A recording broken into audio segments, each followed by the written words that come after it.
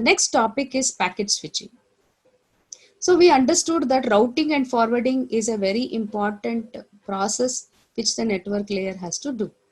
So a router acts as a switch because it receives an information, a packet at one port, and switches this packet to the other port through the outgoing port. So it acts as a switch. It receives an information at one end, that is the input port, and switches this information to the outgoing port or the output port. So that is how you can call the router also as a switch, which is very important, essential connecting device at the network layer. So a router is nothing but functioning as a switch because it receives a packet at one end, which is an input port, and it has to switch that packet to the output port or the outgoing port. So there are two types of switching, as you know, circuit switching and packet switching, which are used, but more appropriately, network layer adopts packet switching or uses packet switching, which is more relevant for network layer operation. So at the network layer, as you know, the message is received from the upper layer, which is the transport layer, and it encapsulates with header information and converts it into a packet or a datagram. There can be more than one packet for a particular message, and each packet is sent through the network one by one. And the destination, at the destination, the receiver receives all the packets one by one and waits for all the packets if it belongs to the same message, and assembles that and then sends it to the upper layers. So the packet switch network or the packet switching, which is an important constituent or a function of a network layer, which is called as packetization, is performed using two approaches. One is called as the datagram approach. The other one is called as the virtual circuit approach. First one is called as the datagram approach. The second one is called as the virtual circuit approach. So initially, you know, the protocols which were used in the network layer, especially which manages this flow of packets or the packetization and forwarding, etc. They used a connectionless type of service, but the packet switching also later on started using connection oriented and also connectionless type of services. So packet switch network uses two approach for switching the packets from input end to the output end or input port to the output port. One is called the datagram approach. The other one is called as the virtual circuit approach. There are two approaches, datagram approach and virtual circuit approach. So a datagram approach is also called as the connection oriented approach. So let's go to that particular figure which talks about the datagram approach. So a datagram approach can be a connectionless packet. Okay, that is the type of packet switching network. So you can see that in connectionless, there need not be any dependency on the packet. So the packet which is flowing, here there are four packets which are generated. There need not be dependency on all these packets. So that means a first packet need not be followed by a second packet of the same message, or in other words, it may not be followed by a message generated by the same source. It can be from different source, and it can also be from different message also. So that means each packet is an independent entity. So there are four packets, let us say from sender to receiver, which are sent. From this diagram, which is very, very relevant, that say packet 1 follows some direction, some route, 2 is delivered to another route, 3 and 4 follows another route, and at the destination point, it is received as out of order. So 1, 3, 4, 2, etc. So that means the datagram approach is one which is called as connectionless service. The other one is called as connection oriented. So in connectionless service, each packet is an independent entity. And what are the switches? Why it is called as packet switch network? Because the routers are acting as a switch. So the routers are called as switches. And it has to switch from one input port to the next output port or the output interface. That's why it is called as packet switching, and the type of switching which is called as packet switching, and hence this type of approach is called as packet switch network, especially datagram approach or connectionless packet switch. Why it is called as connectionless? Because there is no dependency from one packet to another packet. There are 4 packets which are generated at the sender end, and all these packets are following different routes and reaches the destination point out of order. So a packet belonging to a message may be followed by a packet of the same message, or it can be from different message. Or and also the condition. There are 2 things which it is supporting. One is a packet belonging to a message may be followed by another packet of the same message, or it can be followed by a packet of different message. This is one thing. Second thing is a packet can be followed by another packet which is generated by the same source, or it can be from different source. So this is what is called as there is no dependency on each of the packets, and hence they are called as connectionless type of packet switch network, which is very clear from this diagram that how a connectionless packet switch network, which is otherwise called as datagram approach, supports. So 1, 2, 3, 4 are the packets generated. One follows one of the interface of R1, another interface of R1, the 4 and 3 packets are outgoing, and 3 follows another route later, and 4 follows another route later, and 1 and 3 clubs together received by R5 and then goes out of the interfaces, and the receiving end, it receives all the packets out of order. And depending on the message connectivity, these packets are assembled and put. Otherwise it is, if there is no dependency, they are sent as and when it is received. So this tells you how a packet switch network functions, and specially type of packet switch network which is called as connectionless or a datagram approach. So in packet switch is a technique which is adopted by router. So there are 2 approaches. One is called as the connectionless or datagram approach. Second one is called as the connection oriented approach. So before that, let's see the forwarding process in a connectionless network. So here a forwarding table is important for forwarding the packet. Forwarding process in a router when used in a connectionless network. If it arrives at the input port, it has to be forwarded to the output port, for which it requires the forwarding table or the decision table. So now you have source address, destination address stamped on the packet which arrives at the input port 1. So and it has to go through the input port 2 if at all B is the destination. Say destination address is looked in for forwarding the packet.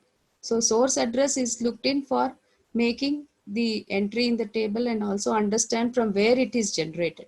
So looking at the destination address, it understands that this particular packet which is arriving at port number 1 of router will be switched to port number 2 to reach the destination point B.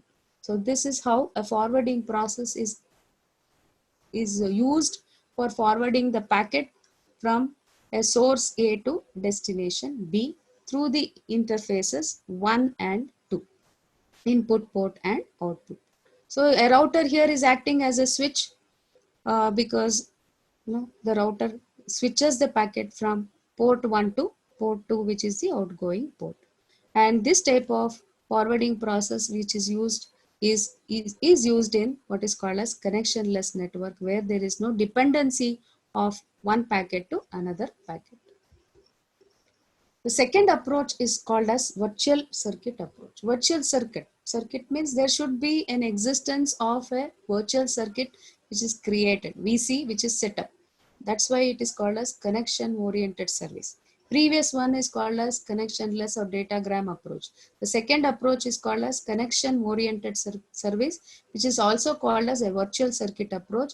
That means a virtual circuit is established between the source and the destination to forward the packets. So whenever you say a virtual circuit is established, a connection oriented service, there is a relationship between all the packets belonging to a message. So before all the datagrams can be dispatched, A virtual connection has to be set up between the source and the destination for forwarding the datagrams of the packets from one end to another. After the connection is set up, then the datagrams can be, or the data can be dispatched. After datagram has been dispatched and the receiver receives it, the connection has to be terminated. There are three phases which has to happen. One is called as the setup phase, which is called wherein the virtual connection or the virtual circuit is established. Second phase is called as the data transfer phase. And the third phase is called as the tear down phase, where the connection is terminated and all the entries in the forwarding table are eliminated or deleted.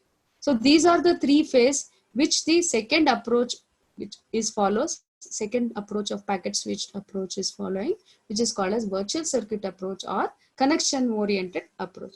In this, a virtual circuit has to be established between the sender, the source machine, and the destination machine so that the packet can be dispatched or forwarded from source to destination point. So it has to take up three phases. One is the setup phase, second one is the data transfer phase, third one is called as the tear down phase or the connection disconnect. Connection has to be disconnected. Connection end phase, which is called as the tear down phase, wherein all the entries of the forwarding table will be deleted after exchanging of messages. So let's see what is the meaning of virtual circuit approach or connection oriented approach. What is the condition in virtual circuit approach?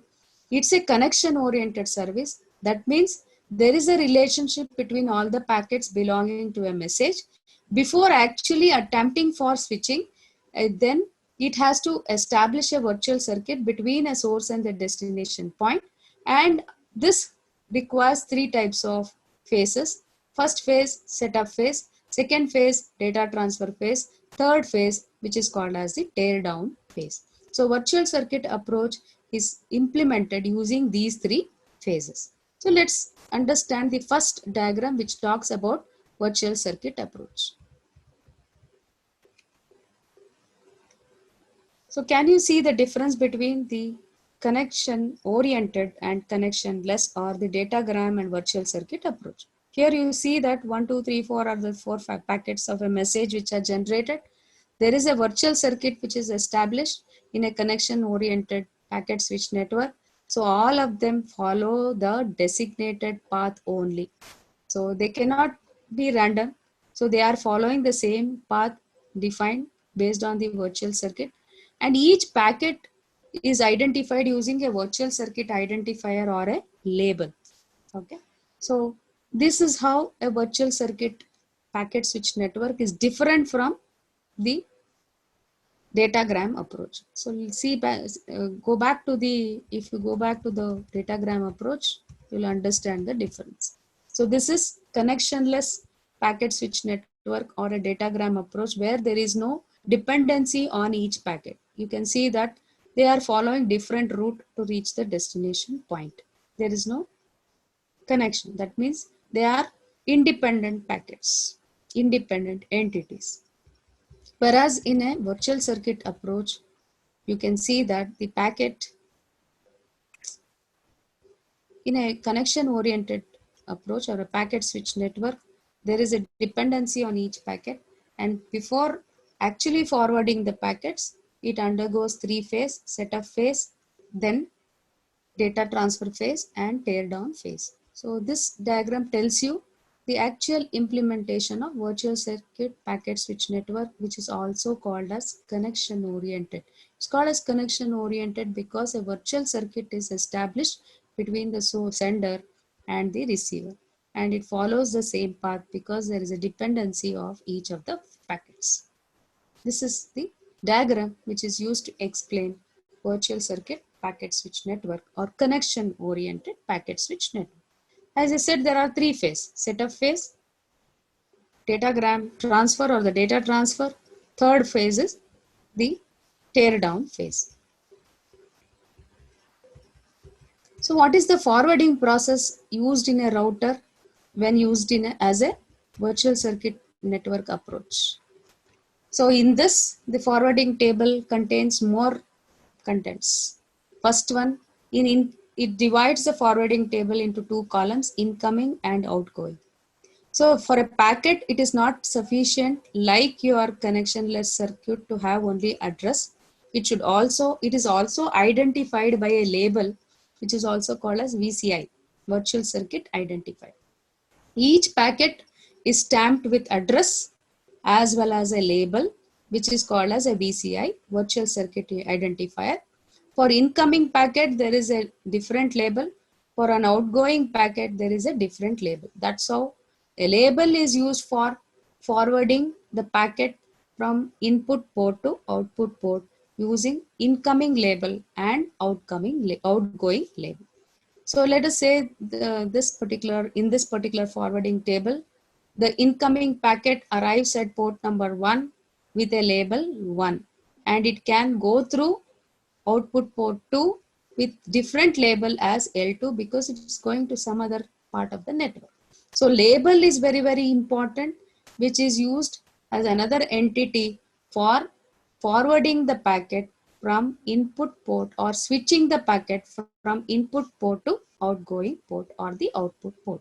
So you have these following entries in the forwarding table of a virtual circuit network, or otherwise called as connection oriented type of network, packet switch network. So as I said, there are three phases: setup phase, data transfer phase, and also the teardown phase. So in setup phase, what happens? A virtual circuit has to be established. To establish a virtual circuit, it uses two packets, auxiliary packets. So it uses two auxiliary packets. One is called as the request packet. The other one is called as the acknowledgement packet. We are talking about setup phase. In setup phase, a virtual circuit has to be established between a sender and the receiver, or the source and the destination point. So you know that to forward the packet from one network to another network, you require a forwarding table or a decision table. In virtual circuit type of approach, connection oriented, the label is very, very important. Okay. So now at the each of the routers, a forwarding table is constructed. So in the setup phase, there are two packets which are required to have the complete details of the forwarding table. One is called as the request packet. The other one is called as the acknowledgement packet. When request packet is sent from the source to destination, let us say source machine is A and destination point is B. So source address is A, destination address is B. This is not enough in virtual circuit approach. You should also have an incoming label as well as outgoing label to decide through which port it has to be forwarded. Okay. So there are two packets which are exchanged in setup phase. One is called the request packet. The other one is called as the acknowledgement packet. During the transmission of the request packet from A to B, some of the entries are filled. During the transmission of the return packet, which is the acknowledgement packet from B to A, the other columns are, or the other entries of the forwarding table is filled. This happens in the setup phase where there is an exchange of two packets which is required for setup phase to be completed. One is request packet, the other one is acknowledgement packet. In request packet, some entries are filled up. In acknowledgement packet, the remaining entries are filled up. So that completes the setup phase. Then only the data transfer can happen. So let us understand how a request packet is sent from source A to destination B. So for source A, the immediate destination is router R1. So the moment the packet is generated, the source machine also identifies the label, the incoming label for that. In this case, they have taken the example as 14. So the incoming packet from A to R1 is having a label 14 that arrives at port number 1 of R1. Now, the router, by virtue of its table and using the routing protocols, it understands that it has to dispatch this packet through port number 3.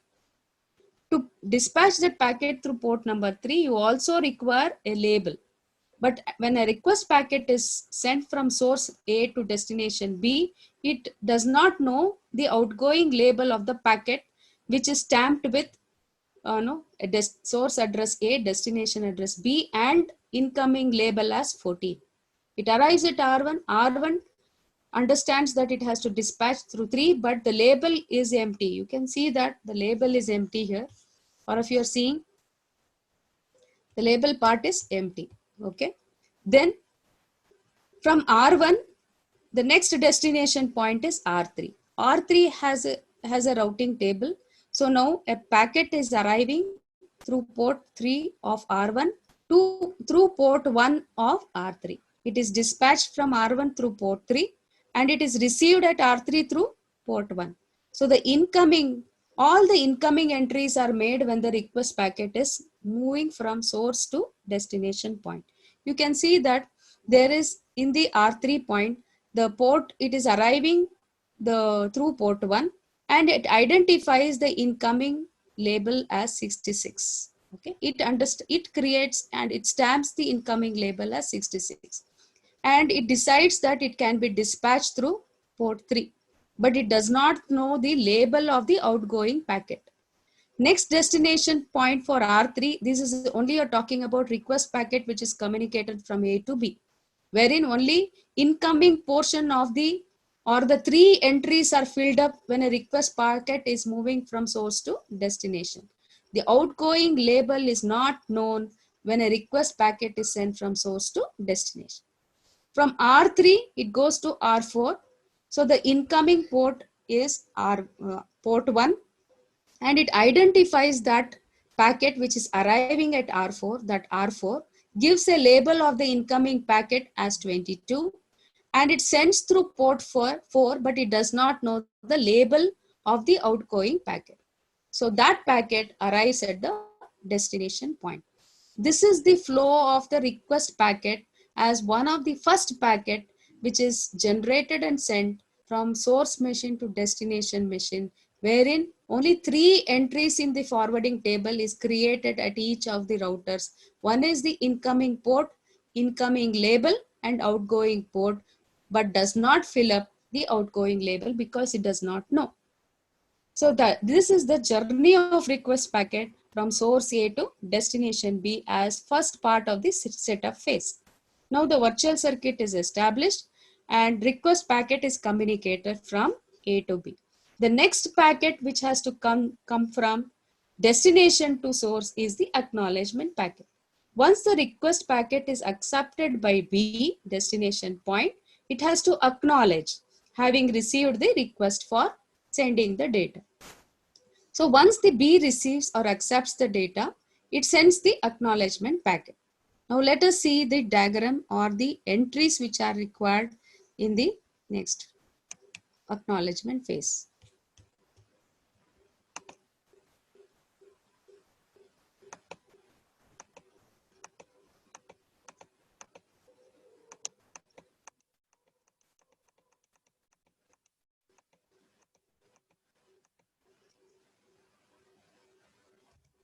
So first one is what you saw is request packet from A to B, where only 3 entries are made. Now acknowledgement is a packet going from B to A.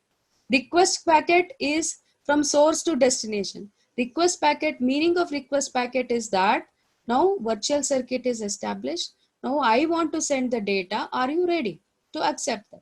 So now virtual circuit is established in setup phase between A to B. Request packet is sent to make the entries of the forwarding table and or the decision table or the routing table, wherein only 3 entries are made: incoming port number, incoming label of the packet, outgoing port. It does not know the outgoing label. Now take the journey of a packet from B to A, which is called the acknowledgement from destination to source. Now these entries are used to actually fill up the remaining portion of the table. Which is remaining entity here? Outgoing labels are empty in all the tables. Now the outgoing labels are entered when an acknowledgement packet moves from destination to source. Now let us say the acknowledgement packet is created at the destination machine B with the label 77 and it knows that the outgoing port for that is port 4. So outgoing entry is made at R4. At R4, the outgoing entry is made with label 77, and it can be dispatched through 4. So now R4 receives that. Already you know that this entry was already made during the request phase. Let's see the request phase. See, 1 and 22 is already there. If you talk about R4, 1, 22, 4 is already known. What the entry which is not filled up or the entry to be filled up is done in the acknowledgement phase, wherein the outgoing label is understood when an acknowledgement packet is leaving the destination point and reaching R4. The remaining entries remain the same. So now coming to the next one.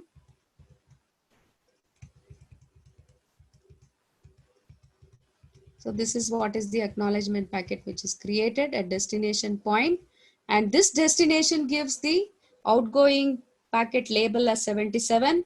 Now if you see in R4, previously in the request phase, request packet communication, only incoming port, label of the incoming packet and outgoing port was entered. Now because of the destination sending a packet, acknowledgement packet to R4, it knows the outgoing label. So from now on, whatever packet arrives at R4 for RB will leave the router 4 with the outgoing label as 77 through port 4, because the destination B has sent an acknowledgement with its label as 77. That entry is made. Now R4 now can send the packet now to R3. At R3, which are the entries which were known previously? Incoming port, label, and outgoing port, but the label was not known. So now R4 already knows that, see, now for all the packets which are coming to R4, we'll have a label of 22. So that is how, well, when R4 sends an acknowledgement packet to R3, it considers the outgoing label as 22 and enters that as 22 at R3. Now at R3, all the 4 entries are completed. Now from R3, it goes to R1. The next destination point is R1. If you see the routing table or the decision table at R1, so incoming port is 1, incoming label is already 14. It knows because when the request packet is communicated, it also knows that the outgoing port is 3. When this packet arrives at R1 from R3, it understands that there is a label which is stamped for this packet, which has a label as 66. It makes that entry as 66. Now R1 has all the 4 entries, 1, 14, 3 and 66. That means all the incoming for all R1, all the incoming packets is through port 1 with label 14, and outgoing will be through port 3 with label 66. That's how the entry is completed when an acknowledgement packet is sent from B to A. We have taken the example as A to B and B to A. A to B is communication is through request packet, and from B to A, when an acknowledgement packet is sent back in response to the request packet from A, all the other entries are completed. Now you have all the 4 entries which are required for datagram to be dispatched from A to B. This completes the setup phase. So in the setup phase, the virtual circuit is established, or the connection is established between the source point and the destination point, that is virtual circuit, and each virtual packet which is created will be identified by a VCI, which is all as a virtual circuit identifier, or a label. Using this label only, the forwarding happens. So in the first phase, which is called a setup phase, virtual circuit is established. Then a forwarding table is created partially, because only 3 entries are made when a request packet is sent. So in the first part of this setup phase, request packet is communicated from source A to destination B, and 3 entries are made. And in response, when the destination point is ready, B sends an acknowledgement to A and gives the outgoing packet label. After all these labels are identified at each point, the router at each point now completes the outgoing label using the packet which is coming from B to A, and completes the routing table completely in all aspects for the datagram to be delivered from source to destination. So in setup phase, there are two important packets which are flow forwarded from source to destination or flowing between source to destination. In this case, A to B, first one is request packet, second one is acknowledgement. After acknowledgement is received by the source end, now source is ready to transmit the or forward the data using the entries in this routing table. So let's see the example. Let's consider flow of one packet in an established virtual circuit.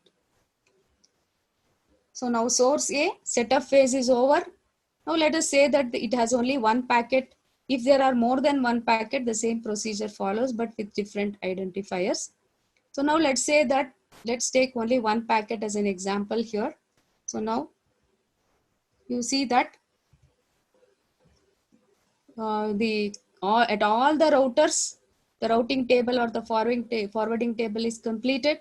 So now when a source A sends a datagram, now actual data, so with the label 14, source address A, destination address as B, and data portion.